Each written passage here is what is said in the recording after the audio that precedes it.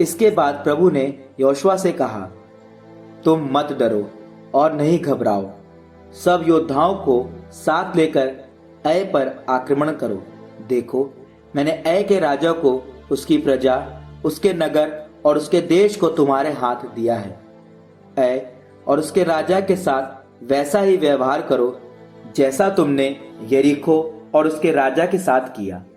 हाँ, तुम वहां की लूट का माल और वहां के पशु अपने लिए ले सकते हो। तुम नगर के पीछे घात लगाओ। योशुआ उठा और उसने सब सैनिकों को साथ लेकर ऐ की ओर कूच किया। योशुआ ने 30,000 वीर योद्धाओं को चुना और उन्हें रात में वहां भेज दिया। उसने उन्हें यह आदेश दिया, ध्यान से सुनो, तुम नगर के पीछे घात लगा कर बैठो। नगर से बहुत दूर नहीं रहो, तैयार रहो। इधर मैं और मेरे साथ के सब लोग नगर की ओर प्रस्थान करेंगे। जब वे लोग पहले की तरह हम पर टूट पड़ेंगे तो हम उनके सामने से पीछे हटने लगेंगे। इस पर वे हमारा पीछा करेंगे। हम उन्हें नगर के बाहर दूर तक खींच ले आएंगे। जब हम उनके सामने से पीछे हट जाएंगे तो वे सोचने लगेंगे कि हम पहले की ही तरह उनके सामने से भाग रहे हैं।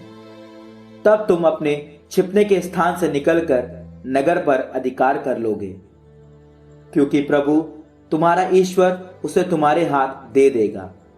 तुम नगर को अपने अधिकार में कर लेने के बाद उसमें आग लगा दोगे, जैसी कि प्रभु ने आज्ञा दी है।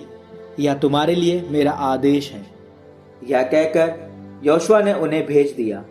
वे घात लगाकर ऐ के पश्चिम में बेतेल और ऐ के बीच छिप गए। योशुआ रात में लोगों के साथ रहा। योशुआ बड़े सवेरे उठा। उसने सैनिकों का निरीक्षण किया और इज़राइल के नेताओं के साथ उनके आगे चलते हुए ऐ की ओर प्रस्थान किया। वह सब योद्धाओं के साथ नगर के पास पहुंचा और ऐ के उत्तर में पड़ाव डाला। उनके और ऐ के बीच खड्डा था। उसने लगभग 5,000 आदमियों को बेतेल और ऐ के बीच नगर की पश्चिमी दिशा में घात में बैठा दिया। उन्होंने सेना को इस प्रकार सज्जित किया। मुख्य सेना नगर के उत्तर में थी और सेना का शेष भाग नगर के पश्चिम में।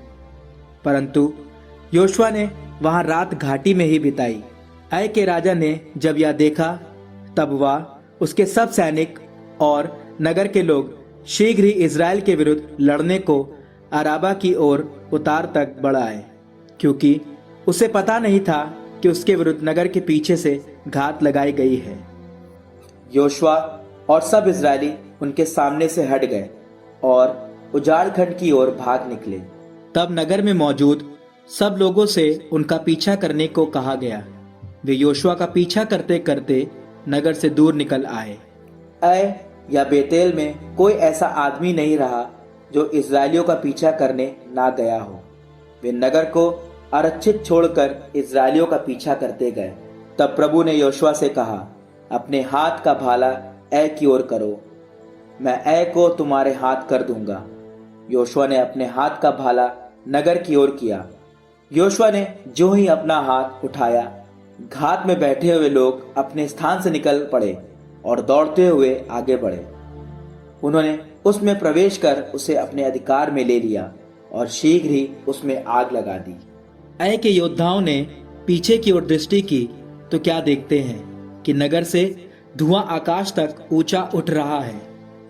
अब वे ना इधर भाग सकते थे ना उधर, क्योंकि उजाड़ खंड की ओर भागने वाली इज़राइलियों की सेना मुड़कर अपना पीछा करने वालों का सामना करने लगी।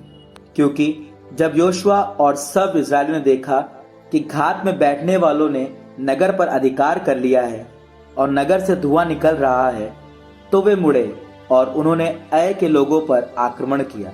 उधर भी नगर से बाहर आकर दूसरे सैनिक उनसे लड़ने आए। इस प्रकार वे दोनों ओर से इज़राइलियों से घिर गए।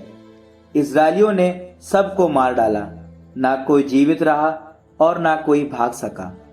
पर उन्होंने ऐ के राजा को जीवित पकड़ लिया और उसे योशुआ के पास ले गए। जब इज़राइलियों ने निर्जन स्थान के खुले मैदान में जहां उन्होंने उनका पीछा किया था, ऐ के सब योद्धाओं को मार डाला।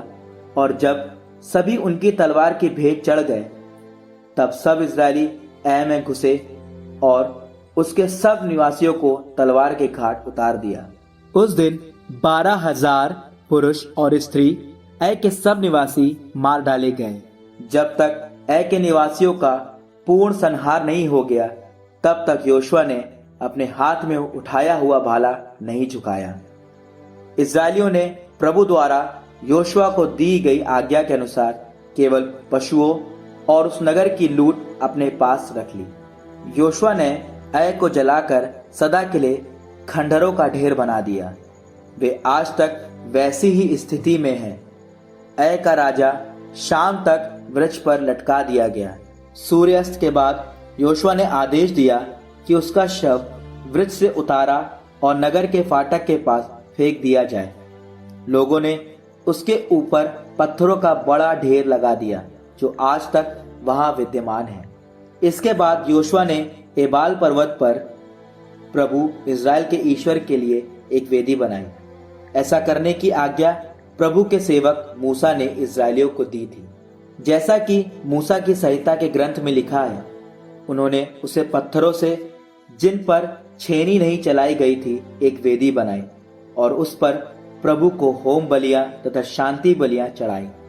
इसके बाद उसने वहां के पत्थरों पर इज़राइलियों के सामने मूसा द्वारा लिखित संहिता की प्रतिलिपि अंकित की। सारा इज़राइल, प्रवासी, स्वदेशी, नेता, सचिव और न्यायाधीश प्रभु के विधान की मंजूषा के दोनों ओर और मंजूषा ढोने वाले लेवी वंशी याजकों के सामने खड़े थे। लोगों का आधा भाग गरिज्जिम पर्वत के सामने था और आधा भाग एबाल पर्वत के सामने।